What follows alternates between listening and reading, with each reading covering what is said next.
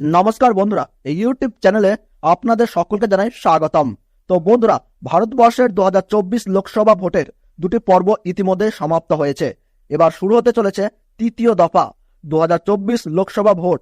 তৃতীয় পর্ব হবে আগামী 7ই মে মঙ্গলবার 2024 সাল, এবং এই দফায় মোট ভোট হবে 12টি রাজ্য ও কেন্দ্রশাসিত অঞ্চল মিলিয়ে মোট 95টি আসনে। তো প্রথম ও দ্বিতীয় দফায় ভোট গ্রহণ মিটেছে ভালোই ভালো। এবারে 2024 ভারতের লোকসভা নির্বাচনে তৃতীয় দফায় ভারতবর্ষের আসাম রাজ্যের 4টি আসনে, বিহারের 5টি আসনে, ছত্তিশগড়ের 7টি আসনে এবং গোয়াতে রয়েছে 2টি আসন, গুজরাটে রয়েছে 26টি আসন, কর্ণাটকে রয়েছে 14টি আসন, মধ্যপ্রদেশে রয়েছে 8টি আসন, মহারাষ্ট্রে রয়েছে 11টি আসন, উত্তরপ্রদেশে রয়েছে 10টি আসন, পশ্চিমবঙ্গে রয়েছে 4টি আসন।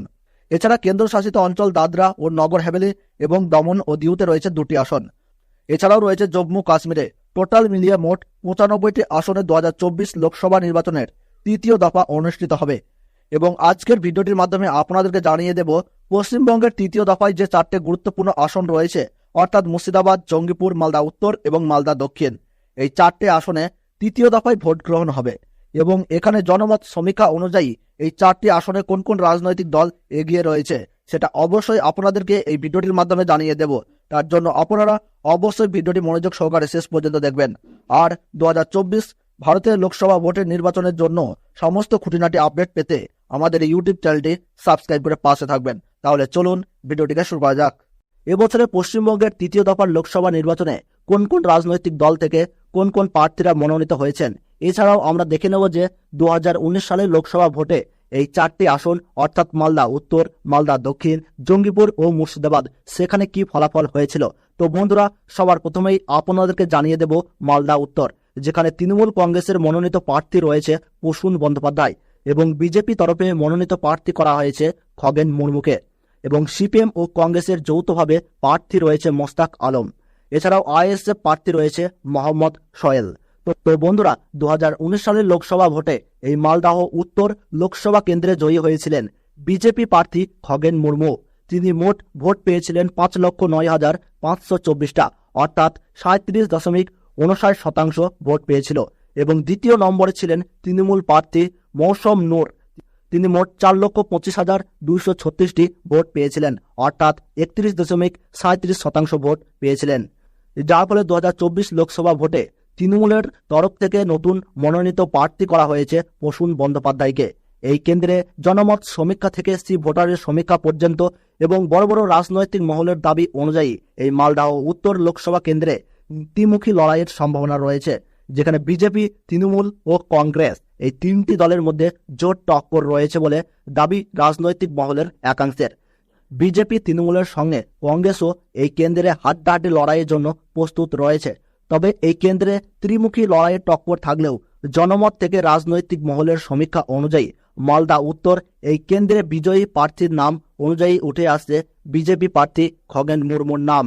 পরবর্তীতে আপনাদেরকে জানিয়ে দেব মালদাহ দক্ষিণ, যেখানে তৃণমূল কংগ্রেসের মনোনীত প্রার্থী রয়েছে শাহনওয়াজ আলী রায়হান এবং বিজেপির মনোনীত প্রার্থী রয়েছে শিরূপা মিত্র চৌধুরী। সিপিএম ও কংগ্রেসের যৌথভাবে প্রার্থী রয়েছে ঈসা খান চৌধুরী। তো বন্ধুরা, 2019 সালের লোকসভা ভোটে এই মালদাহ দক্ষিণ লোকসভা কেন্দ্রে জয়ী হয়েছিলেন কংগ্রেস প্রার্থী আবু হাসেম খান চৌধুরী ওরফে ডালু। তিনি মোট ভোট পেয়েছিলেন 4,44,270টি, অর্থাৎ তার ভোটের শতাংশ ছিল 34.71%। এবং দ্বিতীয় নম্বরে ছিলেন বিজেপি প্রার্থী শিরূপা মিত্র চৌধুরী। তিনি মোট 4,36,048টা ভোট পেয়েছিলেন, অর্থাৎ 34.07% ভোট পেয়েছিলেন। এবং তৃতীয় নম্বরে ছিলেন তৃণমূল মনোনীত প্রার্থী মোহাম্মদ মোয়াজ্জেম হোসেন। তিনি 3,51,353টি ভোট পেয়েছিলেন, অর্থাৎ 27.45% ভোট পেয়েছিলেন। এই কেন্দ্রে জনমত সমীক্ষা থেকে ভোটার এবং বড় বড় রাজনৈতিক মহলের একাংশের দাবি অনুযায়ী এই মালদা দক্ষিণ লোকসভা কেন্দ্রে ত্রিমুখী লড়াইয়ের টক্কর চলছে। এই টক্কর কংগ্রেস, বিজেপি ও তৃণমূলের মধ্যে রয়েছে।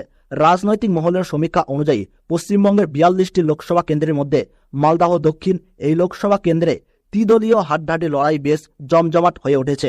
একটু এদিক ওদিক হলেই ফলাফল পাল্টে যাওয়ার সম্ভাবনা থাকছে। তবে 2024 লোকসভা ভোটে কংগ্রেসের তরফে যদি গতবারের বিজয়ী প্রার্থী আবু হাসেম খান চৌধুরী যদি মনোনীত হতেন, তাহলে কংগ্রেসের তরফে এই আসনটি ধরে রাখার সম্ভাবনা ছিল। যার জন্য এই লোকসভা কেন্দ্রে রাজনৈতিক মহলের দাবি অনুযায়ী এই কেন্দ্রে জয়লাভ করতে চলেছে বিজেপি প্রার্থী শিরূপা মিত্র চৌধুরী, যিনি 2019 সালে লোকসভা ভোটে মাত্র 8,000 ভোটে হেরেছিল এই আসনে। তবে এই কেন্দ্রে পিছিয়ে নেয় তৃণমূল কংগ্রেসের মনোনীত প্রার্থী শাহনওয়াজ আলী রায়হান। এই কেন্দ্রে বিজেপি প্রার্থী এগিয়ে থাকলেও এখন জনগণ কি রায় দেয় সেদিকেই চোখ সবার। পরবর্তীতে আপনাদেরকে জানিয়ে দেব জঙ্গিপুর, যেখানে তৃণমূল কংগ্রেসের মনোনীত প্রার্থী করা হয়েছে খলিলুর রহমানকে এবং বিজেপির মনোনীত প্রার্থী রয়েছে ধনঞ্জয় ঘোষ। সিপিএম ও কংগ্রেসের যৌথভাবে রয়েছে মোহাম্মদ মুর্তজা হোসেন এবং আইএসএফ প্রার্থী রয়েছে শাহজাহান বিশ্বাস। তো বন্ধুরা, 2019 সালে লোকসভা ভোটে হয়েছিলেন তৃণমূল প্রার্থী খলিলুর রহমান। তিনি মোট ভোট পেয়েছিলেন 5,62,838টা, অর্থাৎ 43.14%। এবং দ্বিতীয় নম্বরে ছিলেন বিজেপি প্রার্থী মাহফুজা খাতুন। তিনি 3,17,056টা ভোট পেয়েছিলেন, অর্থাৎ 24.30% ছিল তার ভোটের হার। এবং তৃতীয় নম্বরে ছিলেন কংগ্রেসের মনোনীত প্রার্থী অভিজিৎ মুখোপাধ্যায়। তিনি 2,55,836টি ভোট পেয়েছিলেন, অর্থাৎ 19.61% ভোট পেয়েছিলেন। এই কেন্দ্রে জনমত সমীক্ষা থেকে বড় বড় রাজনৈতিক মহলের একাংশের দাবি অনুযায়ী এই জঙ্গিপুর লোকসভা কেন্দ্রে দ্বিমুখী লড়াইয়ের টক্কর চলছে। এই টক্কর গতবারের জয়ী দল তৃণমূলের সঙ্গে বিজেপির। রাজনৈতিক মহলের দাবি অনুযায়ী জঙ্গিপুর লোকসভা কেন্দ্রে অ্যাডভান্টেজ রয়েছে গতবারের তৃণমূল মনোনীত বিজয়ী প্রার্থী খলিলুর রহমানের। তবে এই লোকসভা কেন্দ্রে জেতার জন্য উঠে পড়ে লেগেছে বিজেপিও তারা এই লোকসভা আসনটি ছিনিয়ে নেওয়ার জন্য তেলঘাম ছোটাচ্ছে। তবে রাজনৈতিক মহলের দাবি অনুযায়ী এই জঙ্গিপুর লোকসভা কেন্দ্রে জয়ী হওয়ার সম্ভাবনা রয়েছে তৃণমূল কংগ্রেসের মনোনীত প্রার্থী খলিলুর রহমানের। পরবর্তীতে আপনাদেরকে জানিয়ে দেব মুর্শিদাবাদ। তৃণমূল কংগ্রেসের পক্ষ থেকে প্রার্থী রয়েছে আবু তাহির খান এবং বিজেপির মনোনীত প্রার্থী রয়েছে গৌরী শঙ্কর ঘোষ এবং সিপিএম ও কংগ্রেসের যৌথ প্রার্থী রয়েছে মোহাম্মদ সেলিম। আইএসএফ প্রার্থী রয়েছে হাবিব শেখ। তো বন্ধুরা, 2019 সালের লোকসভা ভোটে এই মুর্শিদাবাদ লোকসভা কেন্দ্রে জয়ী হয়েছিলেন তৃণমূল প্রার্থী আবু তাহির খান। তিনি মোট ভোট পেয়েছিলেন 6,04,346টা, অর্থাৎ 41.56%।